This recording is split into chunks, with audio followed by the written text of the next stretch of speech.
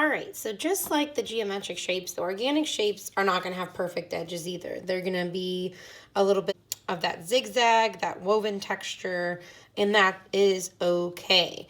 So the first way to build curves is that you can just count the strings, and you can do this for circles, you can do it for anything.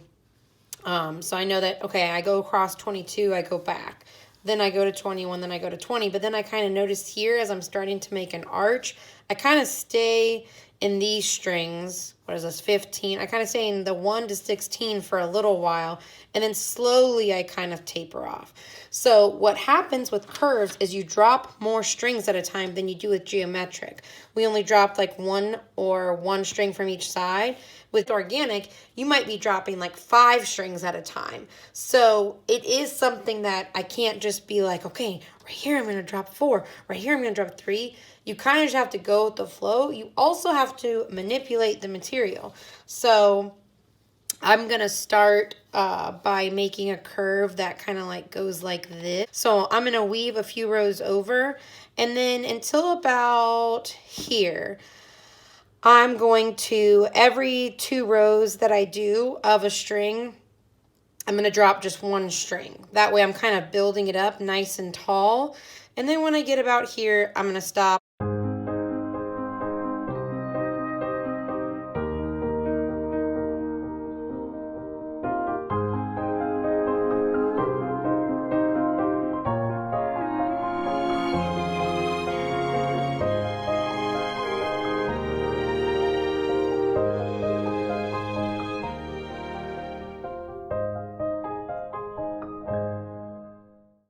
Okay, so I like the height of my curve right now, especially compared to the amount of pink that I have. So what I'm going to kind of do is I'm going to start to actually make it look curved now.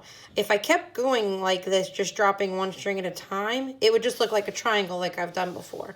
So instead, this time, I'm going to do a few rows where I drop 2 strings each time. So instead of going all the way to this string, I'm actually going to go to this string, and then I'll go to this string, and then this string. And you're going to see how it's going to start to change the way that my little curvy bar, I guess you could say, looks.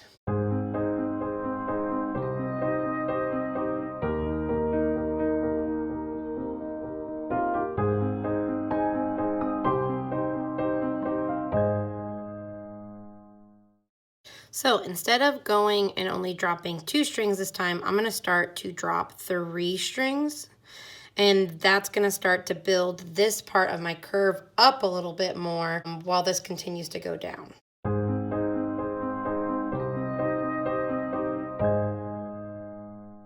So once I'm happy with how my curve looks, I'm going to end my string just like I would any other string by making the X and pulling the tail through. Making sure that that knot is on the warp string. Don't worry about like tails, you can always cut them off later.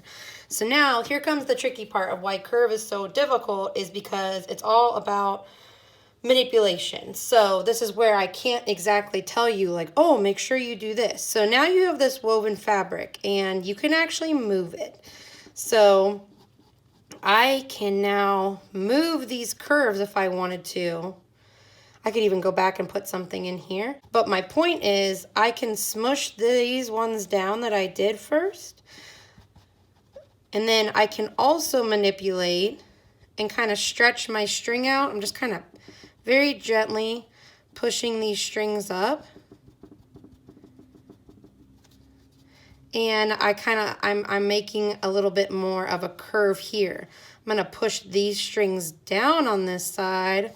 Boom. So what's actually happening is I'm creating tension. I'm creating areas where the strings are tight together and areas where there's a little bit more breathing room. So you can see right here in the middle, there's more breathing rooms. There's not holes, but there's breathing room. And then right here, I've smushed it. So I'm just going to kind of keep playing around with it until I'm happy with the way that my curve looks. All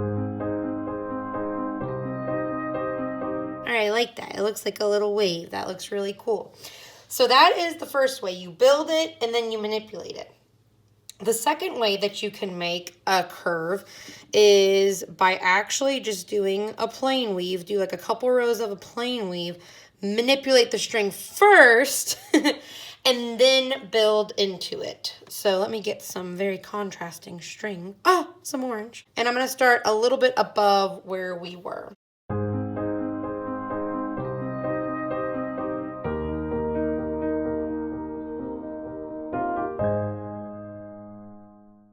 Okay, so I have these 2 rows, and then what I'm gonna do is, you can't do it like crazy like that, because see how it made my strings go in? I'm just gonna gently, and I can even pull some slack, I'm going to stretch my strings into a curve like that. Again, make sure that your warp strings are not being pulled on, so if you need to adjust the strings, do that. For a gentle curve like this, then what I can continue to do is just follow my under, over pattern and push down. Let's say I wanted it to be like this sort of a shape. I would still have to work on dropping off strings. So let's show what that looks like. I'm gonna drop this string, and every time I go back and forth, I'm gonna drop a string. I don't want it to look too triangular, so once I am like happy how tall my curve is, then I'm gonna drop maybe like 2 strings from each side, maybe 3 strings from each side.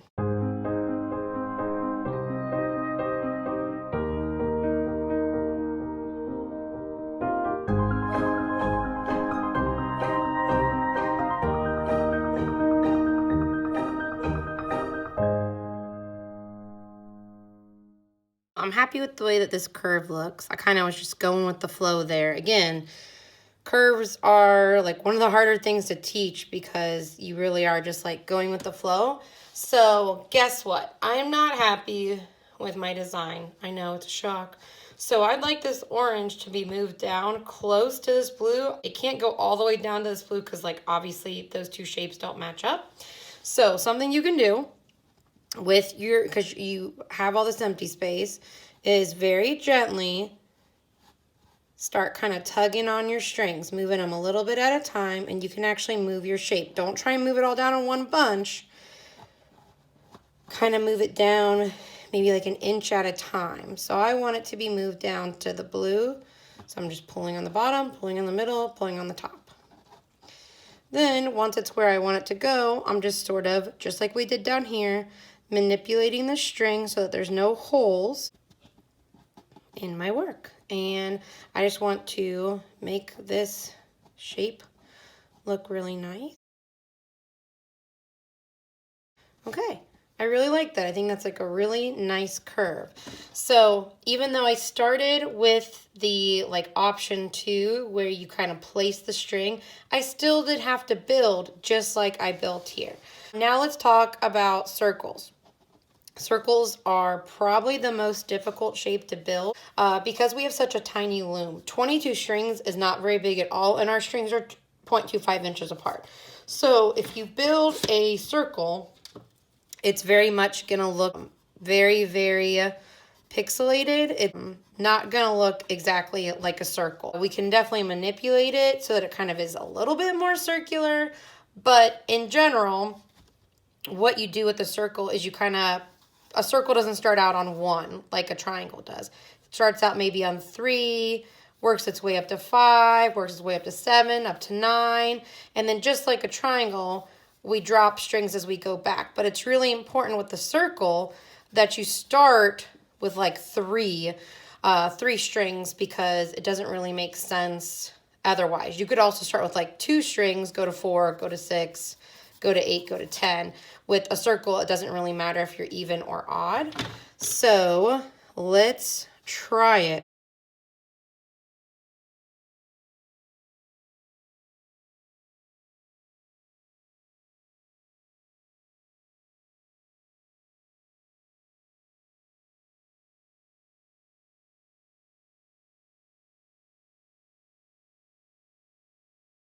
So let's start with going to 2 and do a few rows of 2, increase it to 4, increase it to 6, maybe increase it to 8. So just like we did with the triangle, just like we've been doing with the curves, we're just, once we do a couple rows of something, we pick up a string to the right, we pick up a string to the left, do a couple rows, pick a string up to the right, pick a string up to the left, and we just gradually increase it.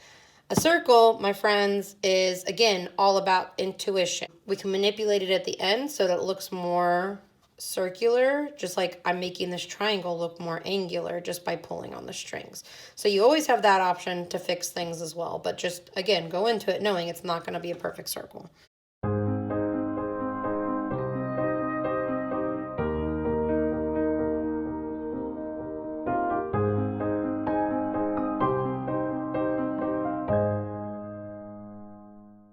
Now that I'm kind of getting to the thickest part of the circle, I'm noticing that it's going to be best to kind of do a few more than normal rows, maybe like 4 rows of the thickest amount of string, just to really make sure that I have a nice full circle. Because if I just went right back now to what I just did, it would look like the diamond shape that we learned in the geometric section, whereas I want it to look more fluid.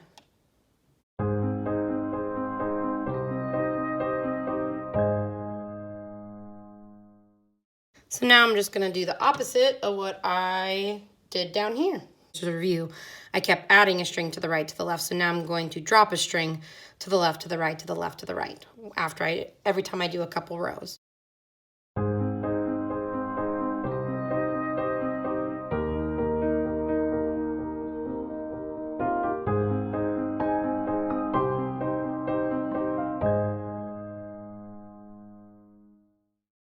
I have what I'm calling a circle, and I use quotation marks because it needs some help. So just like we've done with other shapes, we've manipulated them. With the circle, you might have to pull at your weft to get it to go in those kind of in-between spaces so that it kind of looks more circular.